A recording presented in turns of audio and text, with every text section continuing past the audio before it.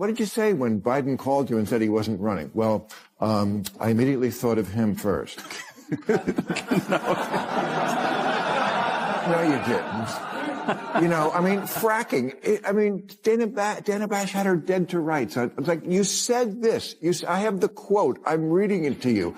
You said there should be a ban on fracking. Why can't they just go, yeah, you know what? I got it wrong. I was talking to the wrong people. You know, she's had this ridiculously high turnover. Bill Maher just roasted CNN for shamelessly fawning over Kamala Harris while relentlessly dunking on Donald Trump. And trust me, the left won't be thrilled. The liberal provocator shredded the network's glaring bias and its obsession with bending every headline to boost Democrats, blaming it squarely for Harris's spectacular crash.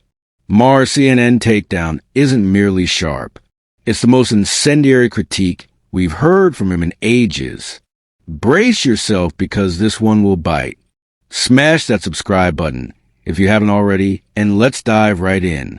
CNN is the place where both sides can watch. And I'm talking about the people on CNN and what I know what the conservative side of America thinks, and I don't blame them. They were just gushing about how great a speech it was. And I think she did fine. I didn't think it was as good as they were making it out to be. Caitlin Collins, in her best nothing to see here tone, tried defending CNN by insisting they do cover Republican conventions and occasionally trot out Republican guests on their political shows.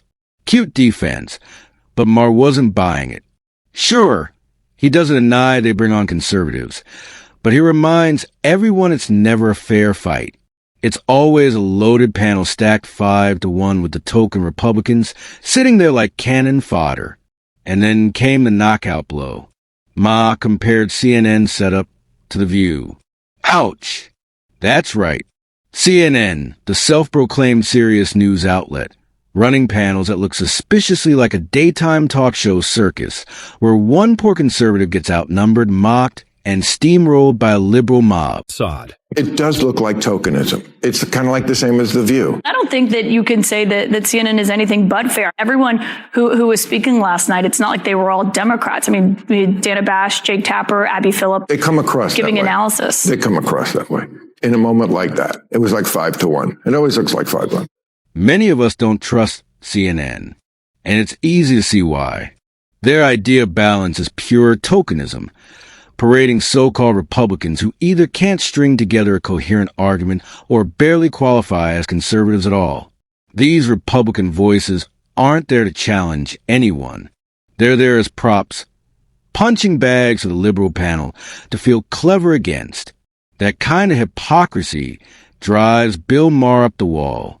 And honestly, it drives a lot of viewers away, too. People aren't dumb. They can spot when a network is stacking the deck. And that's exactly why so many conservatives and even independents end up tuning in elsewhere. CNN isn't offering debate. It's offering theater.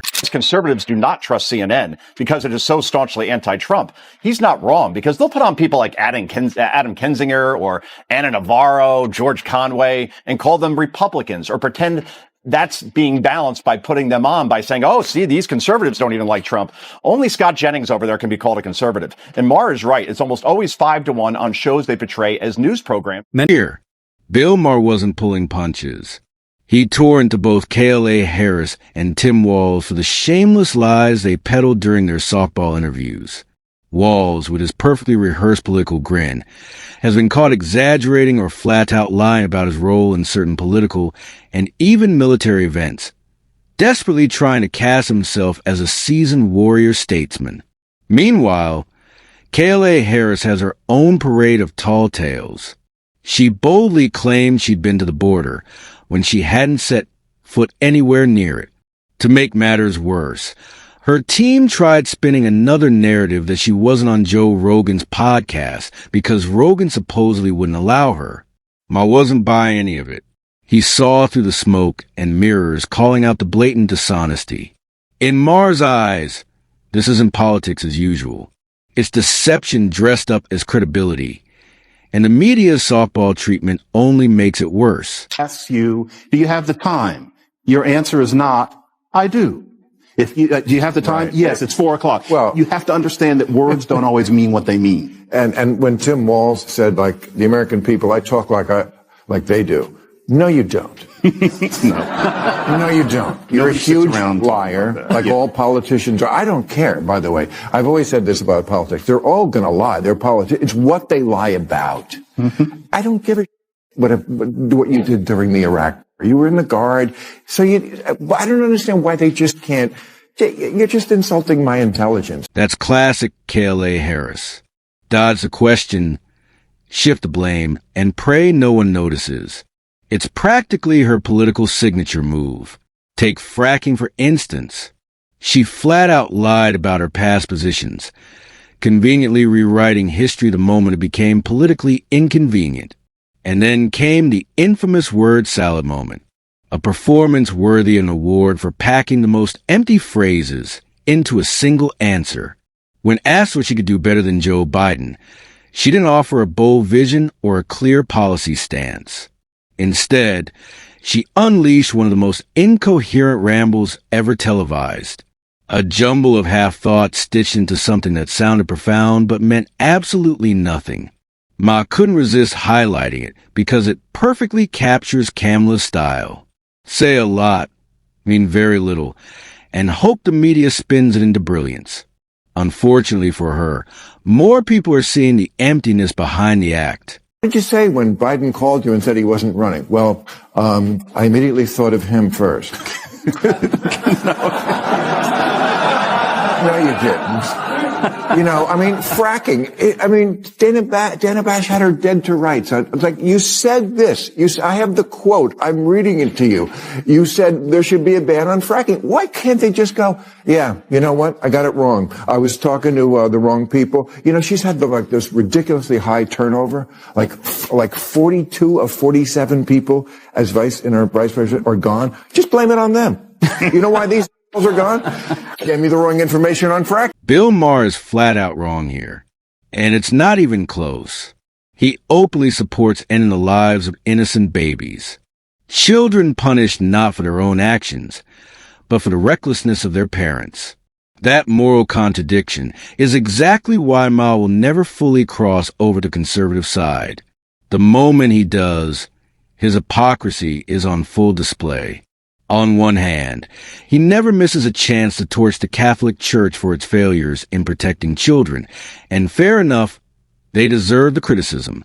But with the other hand, he casually shrugs off the destruction of unborn lives, as if those kids don't matter. That's not just inconsistent, it's grotesque. Ma wants to posture as the brave truth-teller, yet he's blind to the most glaring truth of all. You can't claim to stand for justice while excusing the innocent paying the price for adult mistakes. What the bug up there is about IVF. I mean, I certainly understand abortion. You know, there's a baby growing in the womb. I get it. It's going to be a human. Doesn't bother me. But yes, it is murder. Again, doesn't bother me that it is. You're not supposed to mess with that. That's what many people think. You're supposed to let. Oh, I see. Great man upstairs. Oh, yeah, it goes back to that It goes back to that stem cell debate that George Bush had. Yes. Remember? It goes like the Terry Shive. It's just like life, laugh. Yeah. We support laugh. KLA Harris is rapidly losing ground with young men, the very demographic that catapulted Trump in 2020. And honestly, the reason isn't complicated. For years, Democrats have pushed narratives that slowly emasculated men, leaving many feeling sidelined, diminished, or outright irrelevant. Instead of course correcting, Harris doubled down on the same tired formula. When it came time to pick a running mate, she skipped the chance to inspire younger voters by elevating a younger man. Instead, she went with an older, safe choice that did nothing to rebuild trust with disillusioned young men. Meanwhile, Donald Trump played it differently. He picked a younger running mate, sending a clear signal he actually believes in the strength, energy, and future of young men. That contrast couldn't be starker, and it's one of the main reasons Harris is hemorrhaging support from a group Democrats can't afford to lose. What explains Donald Trump's appeal to young men? I saw today that the gender gap, I think, is the widest. I mean, it's very predictable. I mean, the women are much more for Kamala and the men are much more for Trump generally. But it's not predictable if you look at past elections where voters under 30, generally men and women, went for Democrats. This is remarkable. I think to explain it... Wait, you're talking about under 30? Yeah, the under 30 gender gap is very different different than past elections. People just don't get it. They mock and sneer at podcasts that celebrate healthy masculinity as if strong men are some kind of cultural menace. But here's the truth they can't seem to grasp.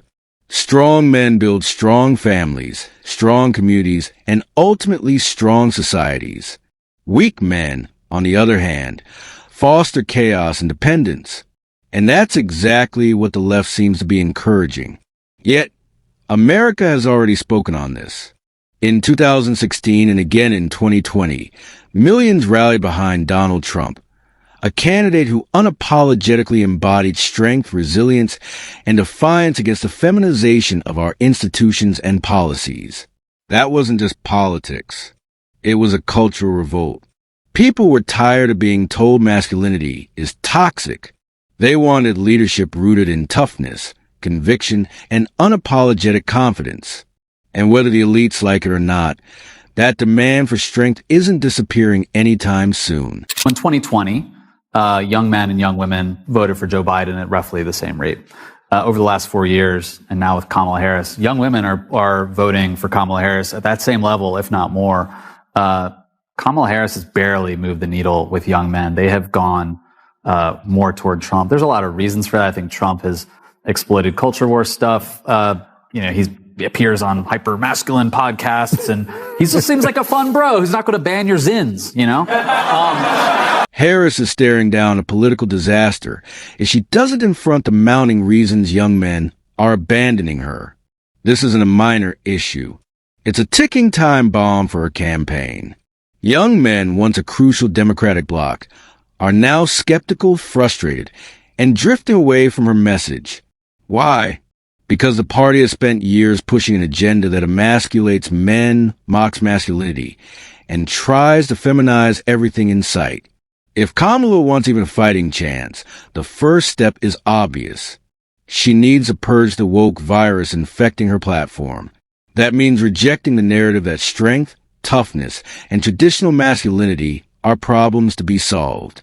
Until she does, young men will continue to see her as part of the movement trying to strip them of purpose. And when Election Day arrives, they'll make their disapproval crystal clear at the ballot box. At the end of the day, KLA Harris and the Democrats face a harsh reality. Their war on masculinity is backfiring. Young men feel alienated. Token debates fool no one, and hypocrisy runs deep. Bill Maher's critiques only highlight the cracks. But unless Harris ditches the woke agenda and starts respecting strength, she's finished. Come Election Day, young men won't be cheering her. They'll be voting her out. And that brings us to the end of today's video. If you enjoyed it, hit the like button and subscribe to this channel for more content like this.